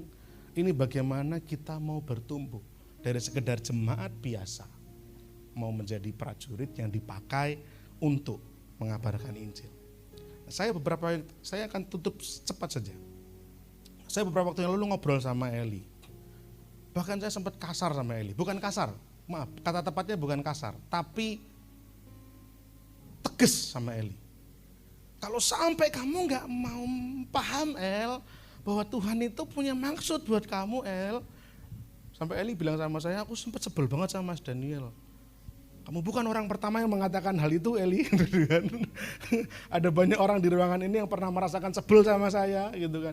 Tapi demi nama Tuhan saya melakukan itu semua hanya untuk membawa rekan-rekan saya ini untuk makin sungguh-sungguh sama Tuhan. Saya bilang sama Eli, El, kalau kamu ngerti panggilan Tuhan yang Tuhan kasih buat kamu, apa yang kamu ceritakan bagimu mungkin sederhana, tapi buat orang lain itu bisa menggerakkan. Dan mulai akhirnya dirasakan. Teman-temannya datang ke rumah, kok kamu sekarang bisa semangat, piye tuh caranya? Kok saiki kowe kok wajahnya berubah, ada apa gitu. Orang-orang mulai penasaran. Saya punya keyakinan hal yang sama juga dengan Mas Pandu. Ya, dulu dia mungkin nggak tahu gimana ceritanya lah, tiba-tiba jadi hilang. Katanya dulu hari-hari ke gereja kok tiba-tiba menjadi hilang, 20 tahun nggak ke gereja. Itu apa yang menjadi penyebab? Sudah biar Mas Pandu dan Tuhan yang tahu. Tapi yang terpenting sekarang Mas Pandu menyerahkan dirinya buat Tuhan. Terlepas dari segala kelemahan dan kekurangannya, mari Mas belajar bareng-bareng. Dari mulai jemaat yang berkomunitas, jadi murid yang mau diajar dibentuk, sampai jadi prajurit yang di tempat Tuhan diutus. Saya merasakan bagaimana Tuhan menempa saya, menghancurkan saya, dan ternyata ujungnya demi bisa mendampingi Bapak Ibu Saudara. Saya rasa masih belum tepat disebut mengembalakan, tapi saya akan mengupayakan sebaik mungkin untuk bisa mendampingi Bapak Ibu Saudara semua dalam pengiringan kita kepada Yesus. Mari kita tunduk kepala. Pemain musik boleh maju ke depan.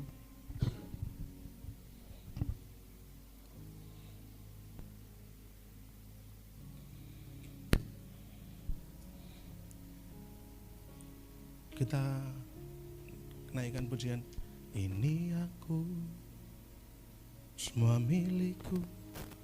Mari kita tunduk kepala bersama-sama Bapak Ibu Saudara untuk merenungkan setiap firman Tuhan ini. Siapkah kita untuk kita dilatih Tuhan menjadi jemaat yang menyatu, saling mendukung, saling menolong, menjadi murid yang mau sungguh-sungguh diajar dan dibentuk, hingga menjadi prajurit yang siap diutus untuk memberitakan Injil kabar baik. Mari renungkan firman Tuhan ini, pikirkan baik-baik, di level manakah saya saat ini? Kalau saya sudah puluhan tahun ikut Tuhan tapi masih tetap saja seperti ini, jemaat biasa yang gak mau dilatih jadi murid, bahkan jauh dari seorang prajurit. Malam ini saya ajak Bapak Ibu Saudara, yuk kita gandengan tangan untuk kita bersama-sama belajar menjadi murid, dilatih Tuhan.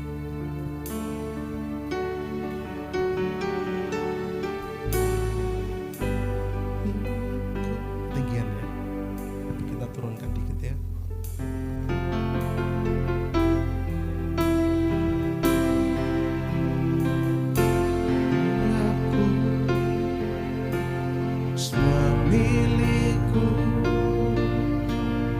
ku serahkan.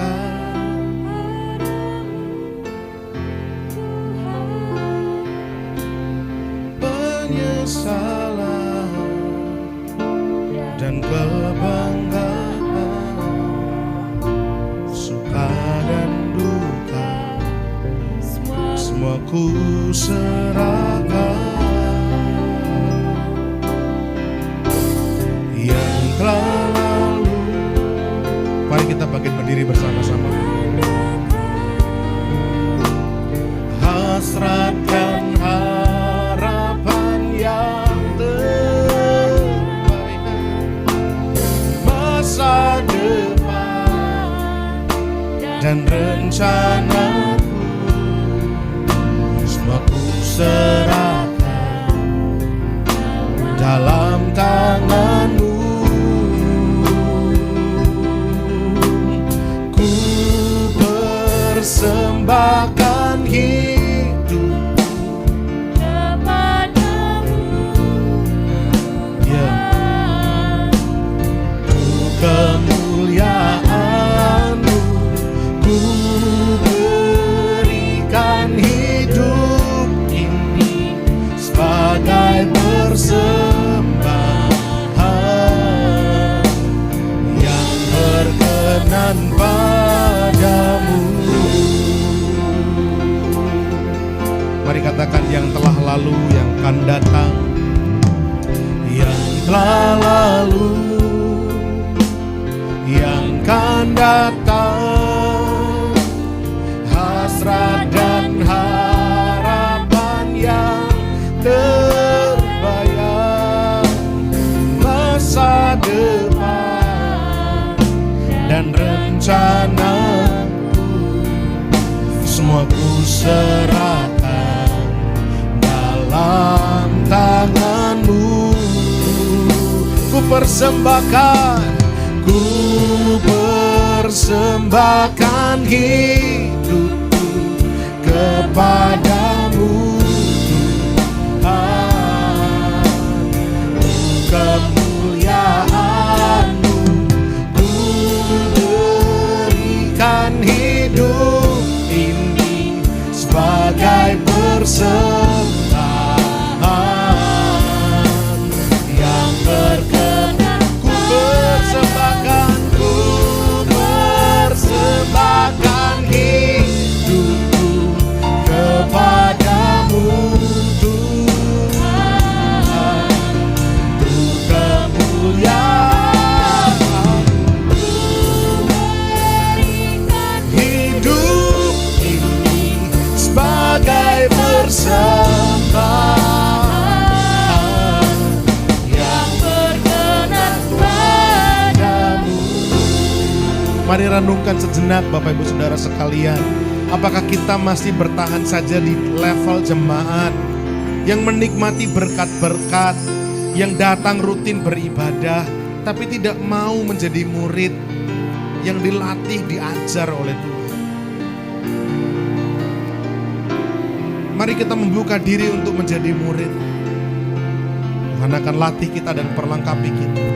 Tuhan akan terus ajar dan didik kita, Bapak Ibu Saudara, agar kita menjadi murid yang mengerti hatinya Tuhan, punya kerinduan untuk menjadi seperti Tuhan.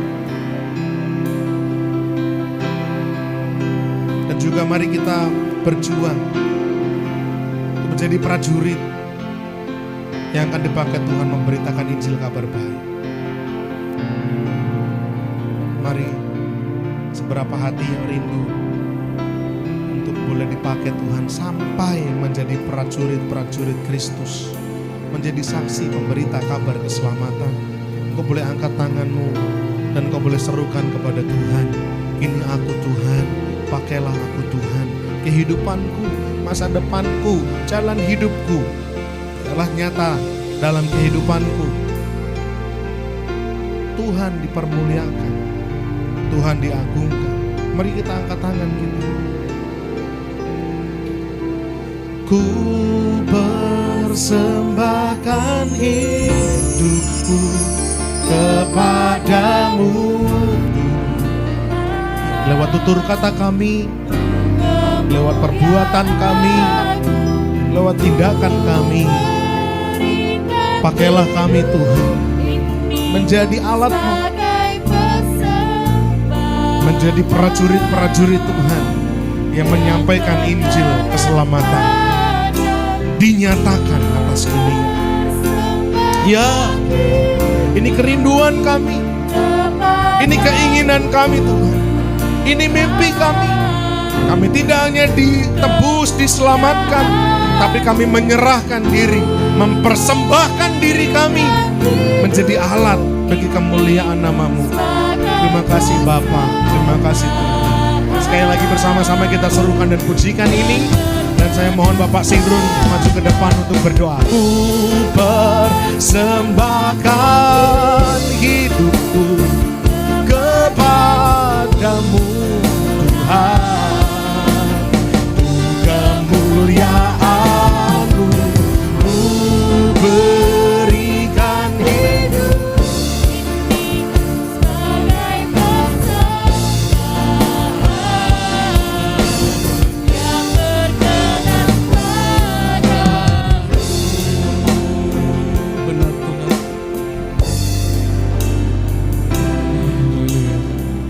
Terima kasih Tuhan. Terima kasih Tuhan.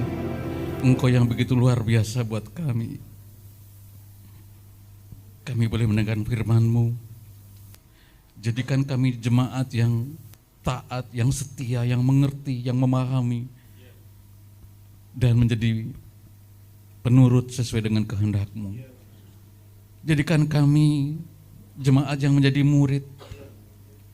Untuk kami siap Tuhan.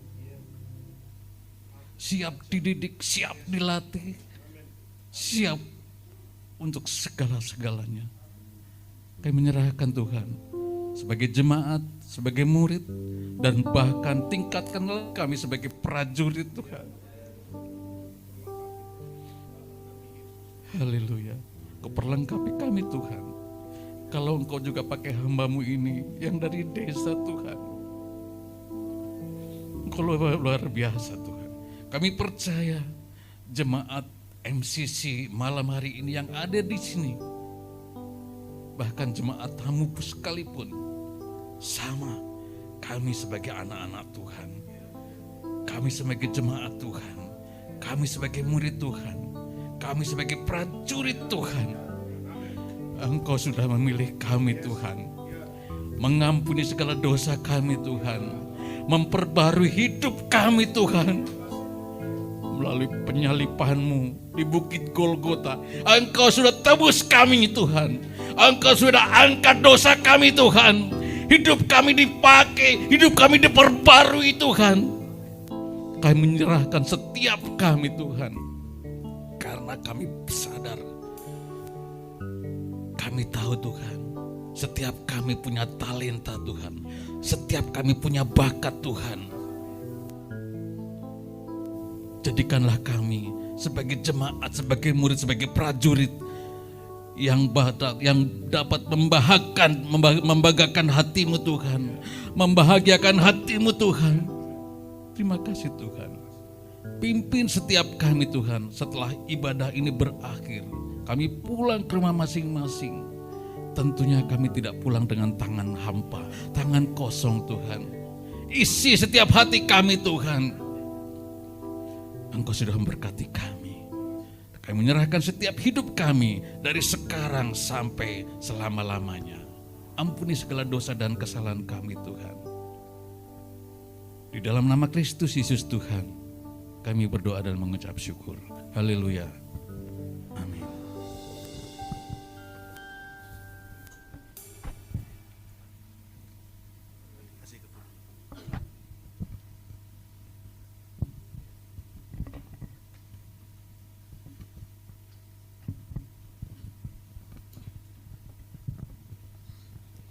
Puji Tuhan, kita sudah diberkati oleh firman Tuhan. Terima kasih Om Daniel sudah menguatkan saya. Saya masih belajar Bapak Ibu. Terima kasih atas dukungannya. Semoga saya semakin lebih baik dalam melayani Tuhan. Kita akan memberikan persembahan buat Tuhan. Sebelumnya saya mohon Ibu Widya untuk memimpin di dalam doa. Mari Bapak Ibu Saudara kita berdoa. Tuhan Yesus, terima kasih Tuhan karena Tuhan sudah memberkati, menyertai jalannya ibadah kami ini Tuhan. Kami sudah memuji memuliakan nama Tuhan, kami telah mendengarkan firman Tuhan, dan saat ini Tuhan, tiba saatnya bagi kami untuk memberikan syukur kami kepada Tuhan melalui persembahan. Kiranya Tuhan Yesus memberkati supaya apa yang kami persembahkan boleh menyukakan hatinya Tuhan, boleh menjadi bentuk ucapan syukur kami kepada Tuhan dan berkenan untuk Tuhan. Terima kasih Tuhan Yesus, terima kasih. Hanya di dalam nama Tuhan Yesus kami sudah berdoa dan bersyukur. Haleluya, amin. Amin. Kita akan iringi dengan pujian segala puji syukur hanya bagimu Tuhan.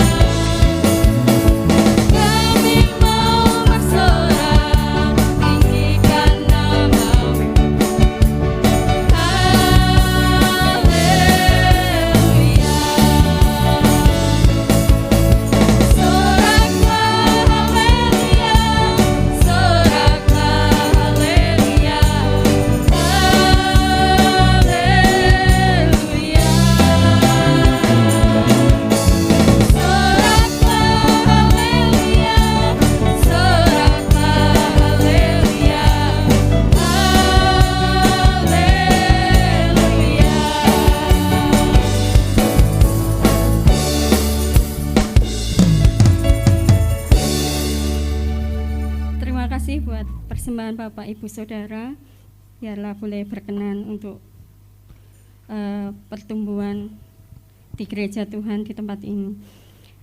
Kita akan laporan keuangan MCC tanggal 15 April 2022.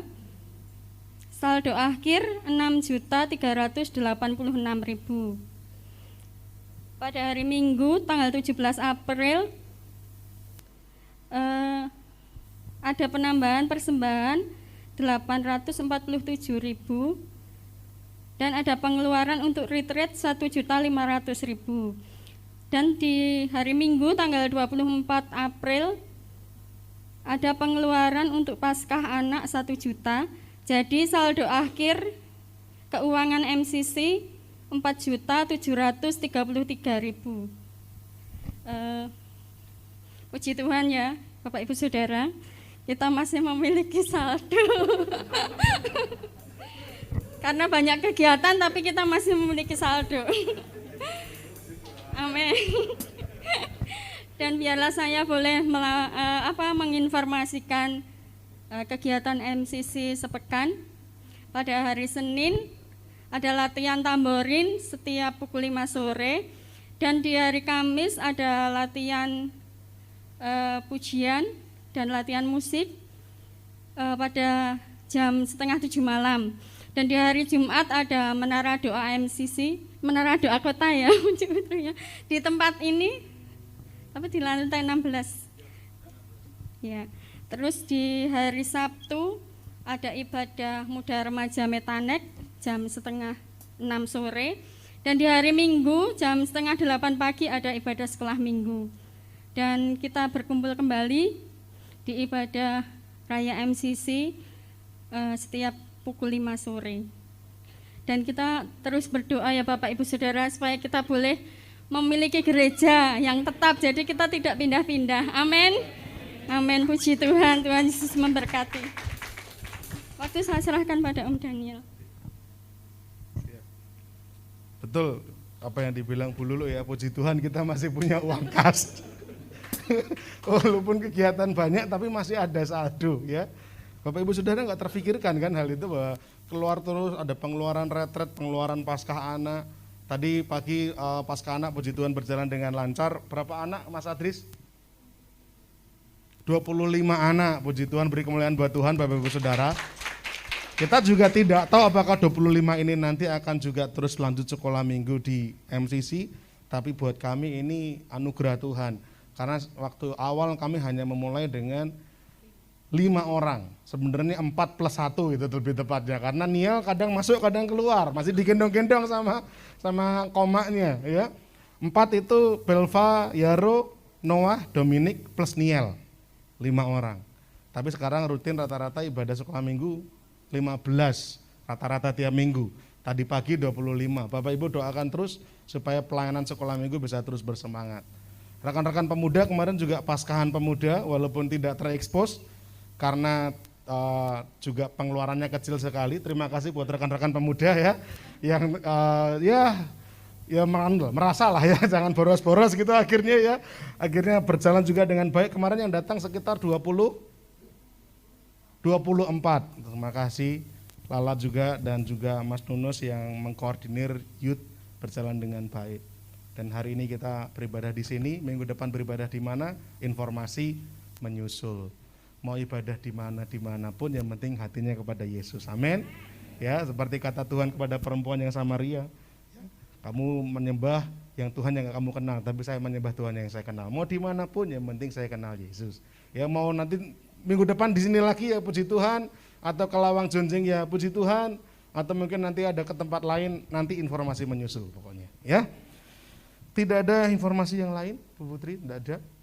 Bapak Ibu Saudara, pengumuman tambahan bagi pelayan-pelayan juga hari ini ada seragam yang dikenakan, ada persembahan dari keluarga Bapak Ibu Sirun. Terima kasih untuk persembahan seragam pria. Mohon maaf sebelumnya Bapak Ibu, ibu-ibu yang kaum wanita ya. Ini sementara baru persembahannya untuk seragam pria. Ya. Jadi nanti yang Mas Gilang belum dapat, nanti ada di belakang juga. Yang wanita nanti kita doakan segera menyusul ya. Kita doakan segera menyusul. Amin. Amin. Itu. Lalu juga pengumuman tambahan pelayan-pelayan dan juga mungkin jemaat nanti yang mau juga berfellowship bersama. Seperti kalau kita di Lawang Jonjing kan kita langsung pindah sebelah. Tapi kalau ini kan jauh dari mana-mana. Nanti kita bisa ngobrol-ngobrol fellowship di Kopi Lain Hati yang di dekat depan Salon Kinanti. Nusuan, tahu ya? Cangaan. Yang catnya putih-putih pokoknya ya, Kopi Lain Hati. Ya, kopinya aja yang lain hati, kita jangan ya, biar kopi aja yang lain hati. Mbak Dita senyum-senyum ini ada apa ini, lain hati kok. Ya Pak Sirun.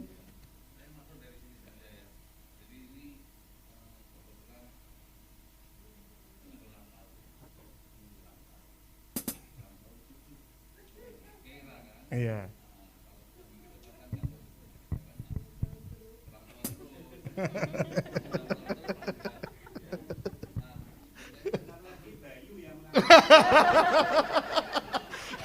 Bentar lagi Bayu ulang tahun. Ada lagi yang mau ulang tahun.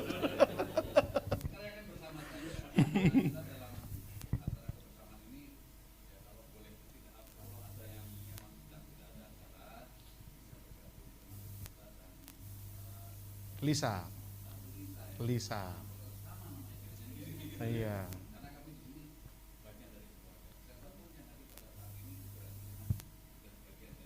Siap.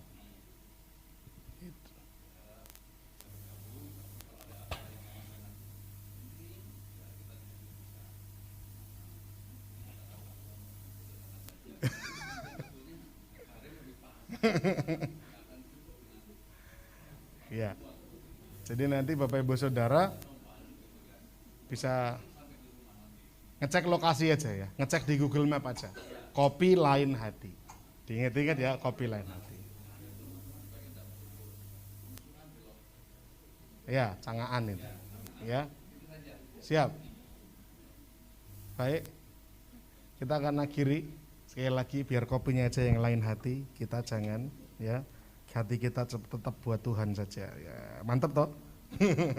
Mari kita bangkit berdiri bersama-sama, kita akan akhiri ibadah kita malam hari ini. Bapa di sorga, kami bersyukur untuk kebaikan Tuhan yang sudah kami rasakan. Pada malam ini kami menaikkan pujian kami, pengagungan kami, hormat kami hanya bagi Tuhan saja. Dan biarlah hati Tuhan disenangkan, disukakan. Setiap firman yang sudah ditaburkan, kami percaya tidak akan pernah kembali dengan sia-sia, tapi akan masuk dan terekam, terpatri dalam hati kami, dan menjadi rema yang kuat untuk membawa hidup kami makin melekat dengan Kristus. Kami menjadi jemaat yang bersatu, menyatu, menyenangkan hati Tuhan, menjadi murid yang terus dengar-dengaran akan Tuhan, dan menjadi prajurit yang siap diutus memberitakan Injil kebenaran firman Tuhan. Biarlah ini tergenapi dalam kehidupan kami Tuhan. Setiap jemaat yang sudah hadir, biarlah berkat-berkat terindah terbaik Tuhan berikan. Setiap hati, setiap jiwa-jiwa yang sedang berbeban berat, Tuhan lepaskan beratnya, beban-bebannya Tuhan. Dan setiap hati yang mungkin kehilangan pengharapan, biarlah Tuhan akan berikan pengharapan yang baru, yang daripada Tuhan. Kekuatan yang dari Tuhan dalam menghadapi setiap permasalahan. Kami percaya Tuhan, setiap permasalahan pasti ada jalan keluarnya, dan jalan keluar kami ada di dalam Kristus saja. Terima kasih Bapak untuk seluruh tim pelayan yang solid, yang luar biasa, yang mau merendahkan hati untuk melayani bersama-sama Tuhan. Hamba berdoa biarlah kiranya Tuhan akan pakai terus para pelayan di tempat ini untuk terus mencintai Tuhan, memberikan yang terbaik bagi Tuhan, dan terus berjuang, bekerja untuk menyelamatkan banyak jiwa-jiwa bagi hormat kemuliaan nama Tuhan. Kami rindu berkat-berkat rohani yang sudah kami terima ini juga boleh dirasakan orang-orang lain di luar sana, sehingga mereka pun juga boleh berjumpa dan percaya kepada Yesus. Sebentar kami akan pulang, kiranya berkat Tuhan menyertai kami sampai rumah dengan selamat, bertemu dengan keluarga kami di rumah, dan kembalikan kami pada kesempatan-kesempatan ibadah yang akan datang. Terima kasih Tuhan. Sekarang jemaat bukalah tanganmu dan terimalah berkat Tuhan. Tuhan memberkati engkau dan melindungi engkau. Tuhan menyinari engkau dan dengan wajahnya dan memberi engkau kasih karunia-Nya. Tuhan menghadapkan wajahnya kepadamu dan memberi engkau damai sejahtera. Biarlah kiranya berkat-berkat ilahi rohani dari Allah Bapa, kasih karunia Tuhan Yesus Kristus, damai sejahtera dan persekutuan Roh Kudus ada menyertai setiap kita malam ini sampai dengan Tuhan datang kedua kalinya. Dalam nama Yesus kami berdoa dan bersyukur. Haleluya. Amin.